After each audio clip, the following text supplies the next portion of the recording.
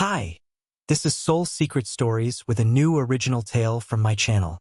Alice realized immediately that something had gone wrong because the laughter in the front row suddenly cut off. A second ago, the town square had been buzzing. Palms were clapping, people were whistling enthusiastically, and the host, with a cheerful smile plastered on his face, was reaching toward her with a cardboard diploma in a golden frame that read, "Guest of Honor." The evening sun was blinding, reflecting off the spotlights hanging over the stage and making her squint.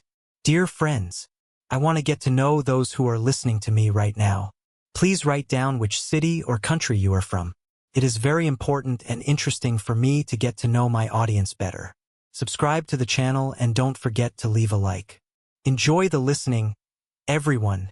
And suddenly, in this joyful bustle, a silence emerged, the kind that happens before a thunderstorm, pushing their own people through again. It's sickening to watch. A voice rang out clearly from the crowd, like a command to start a lynching. Almost immediately, catching the wave of distrust, another man's voice from the back rows barked with clear displeasure. Everything was bought in advance. These likes are made for fools. Of course, it was all scripted, shouted a stout woman in a floral shawl, elbowing her way closer to the stage. I know this so-called winner has a friend sitting in the city administration. They painted as many points as she needed, and they take us for idiots. An angry, concordant hum rolled across the square. A man in a baseball cap began explaining loudly to the others. My grandson says that nowadays any punk can make thousands of votes out of thin air for a few pennies. But Max, he's our guy. The real deal. Look how much he has done for our city. He should be chosen for his honesty, not this girl who got in through connections. Then he spat defiantly to the side. The host was completely at a loss. He looked back and forth between Alice and Max, and the diploma in his hands was trembling. The applause became sparse and uneven. Alice, standing on the illuminated stage, felt as if she were standing naked in the middle of the square. She blinked, trying to shake off the numbness. It had all started a few hours ago at the entrance to the fair in California. There stood a forged arch wrapped in fresh flowers, where anyone could take an instant photo. Her friend Lily, with whom Alice had come to the city festival, had literally dragged her under the camera lens, laughing and without reading the rules. But an hour later, it turned out that the pictures were immediately published in a city group in a popular messenger, where voting was underway for the main prize, $50,000. Without knowing it, Alice had gathered a huge number of hearts. Friends, let's skip the harsh words. The host, with a forced smile, raised his hand, calling for order. The online voting was fair.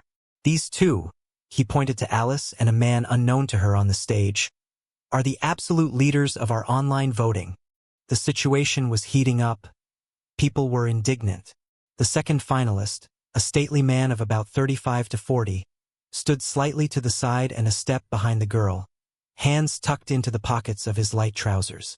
Alice shifted her gaze to her rival.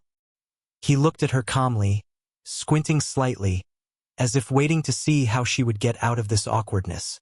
Catching her gaze, he raised his eyebrows slightly.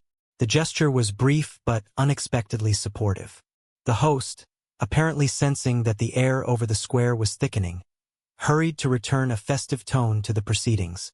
Friends, he announced into the microphone, so that no one has any doubts, we will hold a deciding round. We will pit the leaders against each other in a fair test. Improvisation.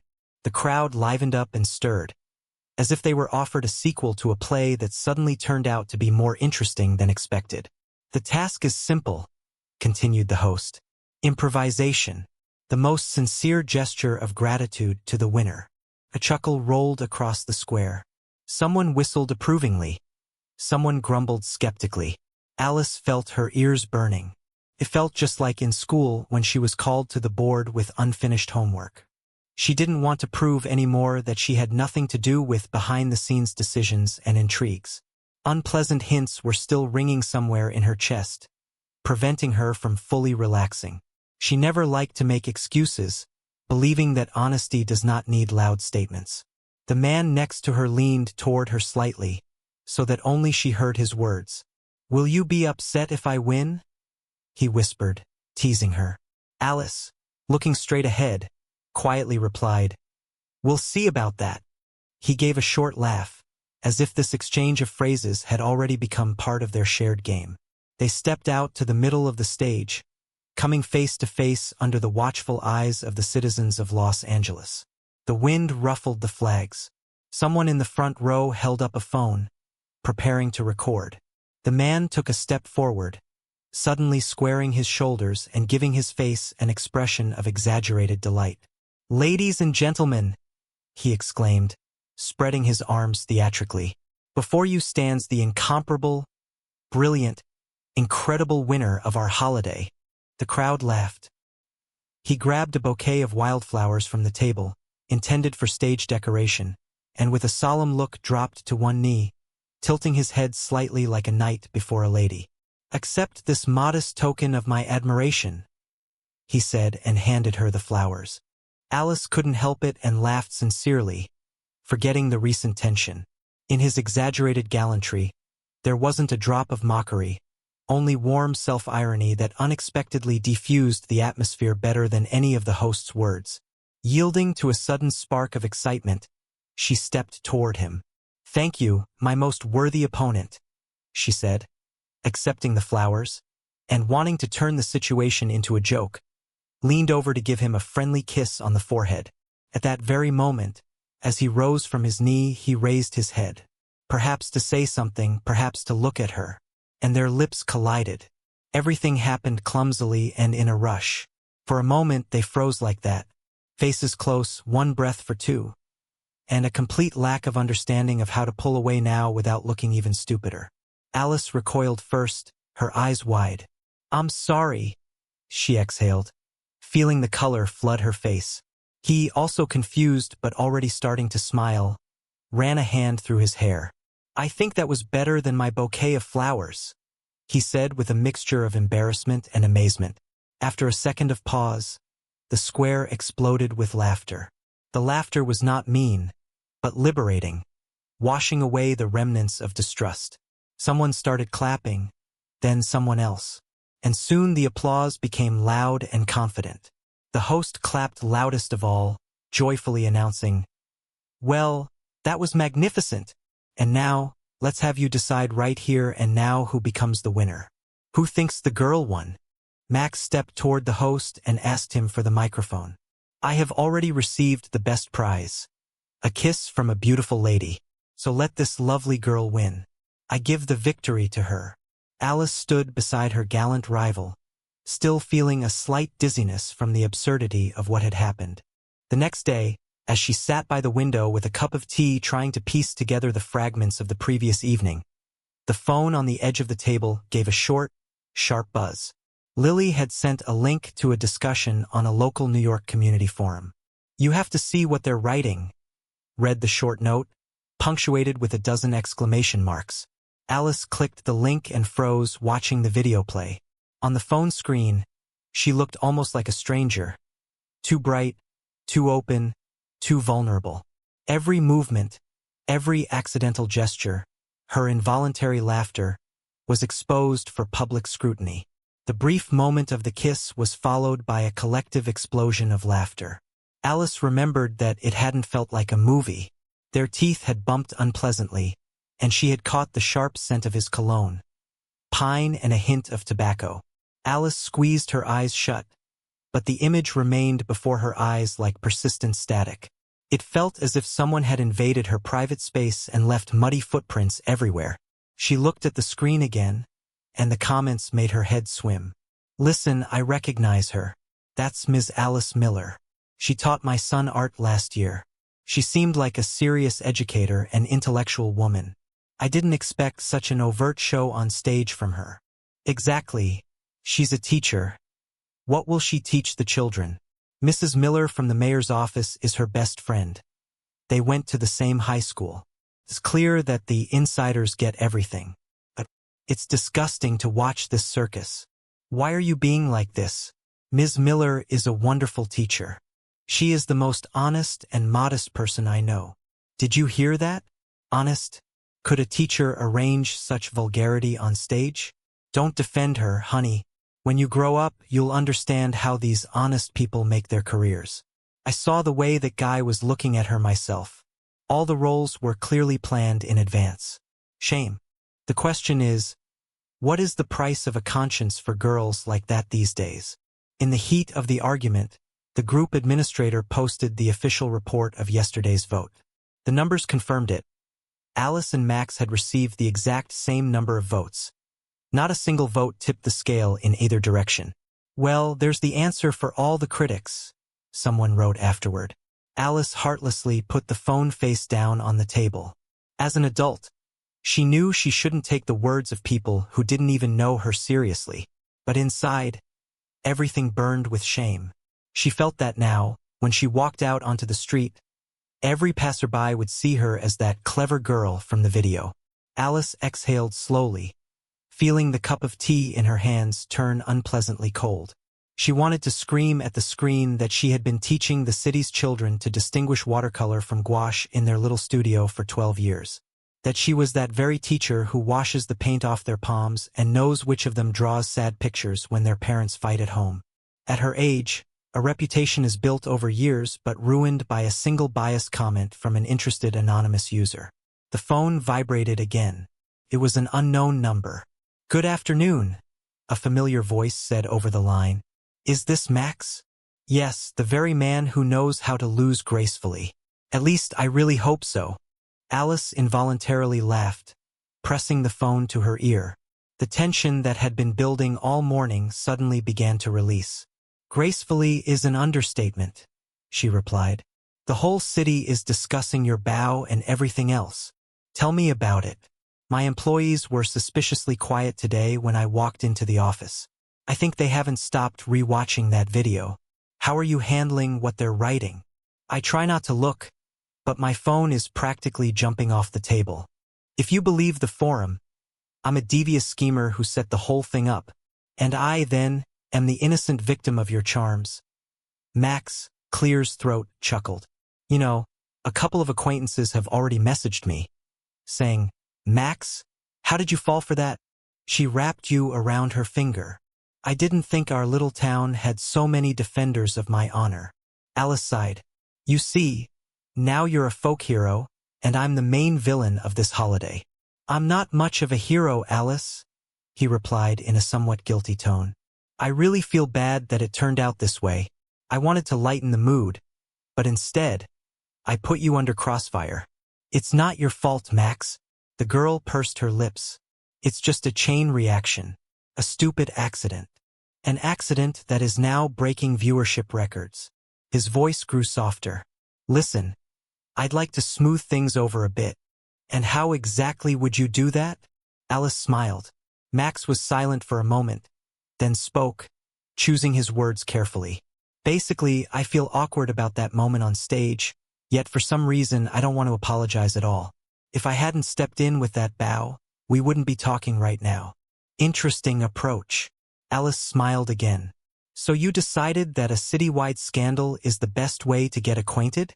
"Not the best, but definitely the most memorable," he replied and suddenly suggested, "Let's have coffee." "You're taking a risk, Max? We might be seen." She teased him. Max laughed into the phone. "Let them look and be jealous that I was lucky enough to invite the most talked-about woman in town for a date at 6 o'clock at the coffee shop on Main Street." "Okay." Alice nodded to her invisible companion. "Clear's throat. But the deal is, no microphones and no stages. Just a quiet conversation." She could feel him smiling on the other end of the line. Until then, in the cafe on Main Street in Texas, it smelled of fresh pastries and ground coffee. They sat by the window, choosing a table slightly to the side where they could talk quietly without shouting over the music. He turned out to be the same person he was on stage. Ironic but attentive, knowing how to listen without interrupting or trying to pull the conversation toward himself. They talked about trifles, about how difficult it is sometimes to step out of a familiar role, and about how, in a small town, gossip and rumors live longer than good news. They spoke about how adults experience awkwardness differently, deeper, Clear's throat, but also more wisely. In his gaze, There was no mockery, only a calm interest. And Alice caught herself feeling that it was pleasant to be near him and that she didn't have to pretend. When they left the cafe, the evening air seemed transparent, almost festive. He didn't try to take her hand or rush things. He only said, "I'm glad I raised my head so luckily yesterday, and that we met again today." And it sounded like a careful promise of a continuation. A few days passed quietly. They texted briefly, without obligation, occasionally exchanging jokes about the ridiculous contest. Alice, returning to her daily routine, suddenly noticed that she was checking her phone more often, waiting for a message. Then, walking out of a bookstore, she saw him. He was walking on the other side of the street, leaning slightly toward a woman walking beside him. They were laughing, their shoulders almost touching, and there was a closeness in their movement that felt habitual, not accidental. The woman was telling him something, gesturing actively, and he listened with that same smile Alice had already memorized. Alice slowed her pace, feeling something tighten quietly inside her. He didn't notice her. They passed by, dissolving into the flow of people, and then he put his arm around the woman. Alice didn't look for explanations, didn't allow herself to squint resentfully or invent an excuse. At 35, people already know. A silly incident in front of a crowd is no reason to wait for a call. A performance on stage is still a performance, no matter how sincere it looks. That evening, the phone was silent, and the next day as well. Alice worked in a small art studio at the local community center in Florida. She carried herself with a pointed strictness, building an invisible wall around her.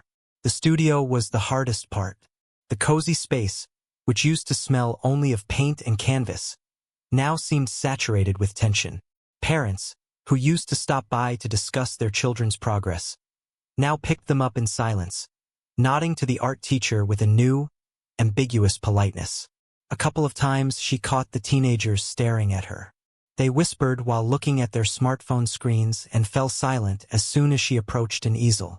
She forced herself to work, met with Lily, and discussed mundane trifles as if nothing had changed.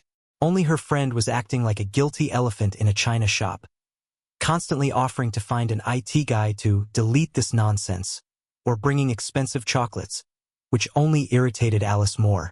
A visit to the director put a final point on her doubts. Mr. Henderson, who always met Alice with a broad smile, didn't even lift his head this time. He was intently studying some ledger as if it suddenly held the answer to all the world's mysteries. "Alice, you have to understand," he mumbled, not looking at her. "We are a budget-funded institution.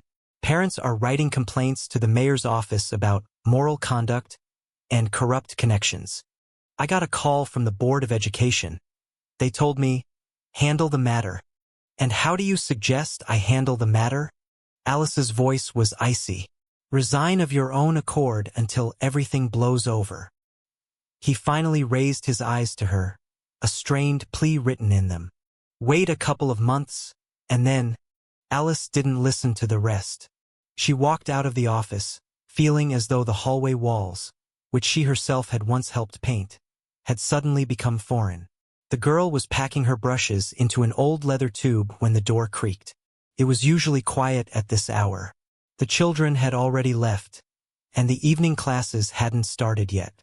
Max stood in the doorway. He froze on the threshold as if gathering his courage, hesitantly clutching a paper bag from the neighboring coffee shop. Alice felt a dull ache in her chest. That's how it feels before a long and difficult conversation. Yet another one. "When will this ever end?" she thought. But aloud, she said with pointed indifference, "Good afternoon." He stepped closer, stopping by the table, and the carefree irony was gone from his gaze. There was only the slight awkwardness of a man who realizes he is late with his explanations. "You draw conclusions faster than I can explain," he said with a cautious smile. Alice crossed her arms over her chest, trying to make the gesture look collected rather than defensive. "Sometimes it's a useful quality," she replied. "Saves time." He exhaled quietly and placed the bag on the table next to the tube. Alice decided not to delay and started first. "You know, on stage, it all looked like a fairy tale. The sincerity, the accidental kiss. But a couple of days ago, I saw you in town with a woman, and I'm not the type who likes to peek through other people's windows. Understanding slowly dawned on his face. He opened his mouth to say something, but Alice shook her head, not letting him interrupt. I'm not 20 years old to play hide and seek or wait for a free evening between family obligations.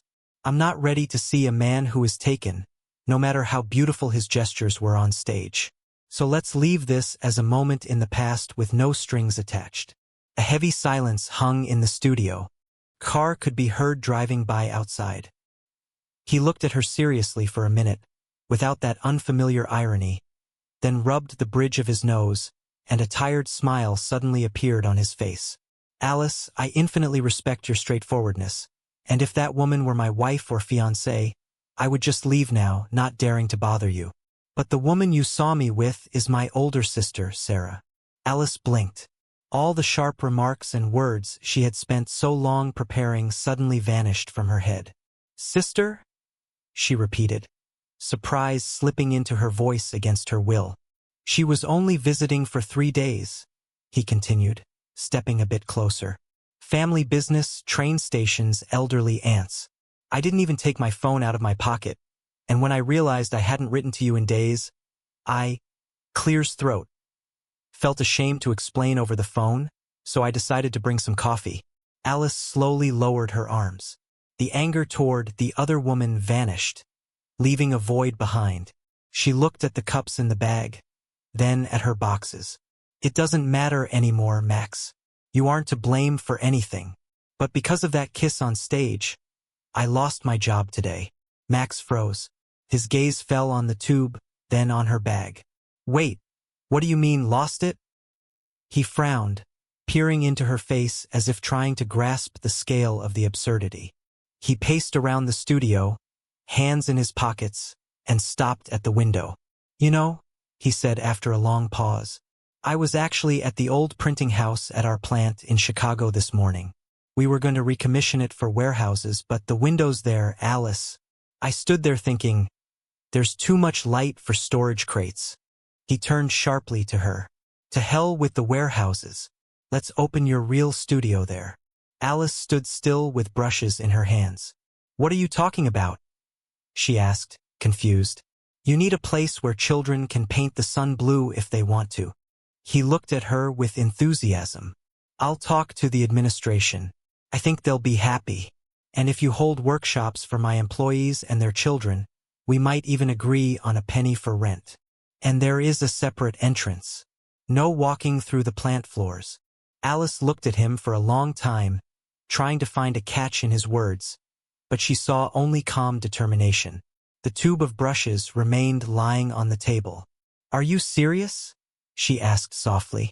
More than serious. Consider this my personal protest against moral standards. He finally handed her a cup of coffee. Drink up, Alice. We have many blueprints, permits, and, it seems, a great deal of blue paint ahead of us. They spent the entire next day in his office, meeting with the administration and engineers of the plant, and in the evening they inspected the printing house.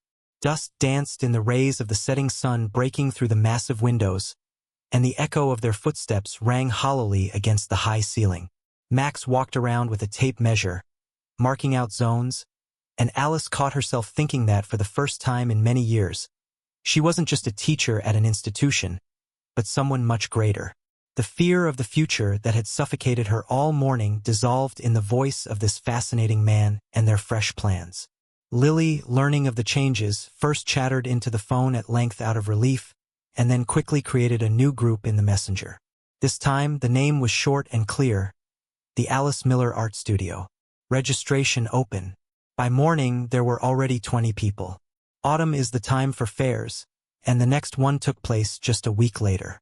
Max suggested going to look, but not participating in any contests. We're going as private citizens, he laughed, adjusting his scarf. No online voting, just cotton candy and fresh air. As soon as they approached the central square, a whisper ran through the crowd.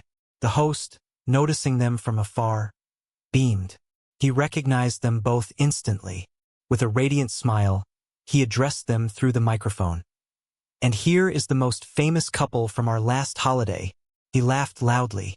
I hope you are ready for a new improvisation. The crowd picked up the laughter, and Alice felt a slight flutter of nerves. A short improvisation, the host continued, winking, and stared at them expectantly. Alice smiled embarrassedly. Max stood beside her calmly and confidently, but his eyes suddenly flashed with a familiar playfulness. The crowd laughed, preparing to see another comedic scene. The host could barely contain his smile. We'll show you everything right here, Max shouted to him. And then he simply turned to Alice, shielding her with his back from the curious eyes and smartphones, and gently took her hands. I am doing this absolutely consciously, he said to his companion, and for her, his voice drowned out the noise of the crowd without any amplifiers. He kissed her slowly and completely seriously, without the clumsiness that had been on the stage. This time, the world did not crumble. On the contrary, it finally stood still, ceasing to wink with smartphone cameras and demand justifications. For a moment, Alice's breath caught, and the ground beneath her feet seemed to grow softer, making her lose her balance for a second. She unconsciously squeezed her hand in her pocket, feeling the sharp edges of a key. The cold metal pricked her palm, reminding her of the spacious hall of the printing house, the huge windows, and the fact that she now had somewhere to return. This prick of reality was the sweetest feeling in the world. The square behind Max's back grew noisy, breaking into applause, but the sound reached Alice as if through a thick layer of water. Everything that had tormented her for the last week, the sideways glances, the whispering behind her back, the fear of tomorrow, suddenly became petty and unimportant. She closed her eyes, allowing this dizzying sense of freedom to wash over her entirely. Now she knew for certain, if the sun in her studio was to be blue, then so be it. And you, write down if you liked my story, and be sure to subscribe to our channel. In just a couple of days, a new story will be released here. Don't miss it.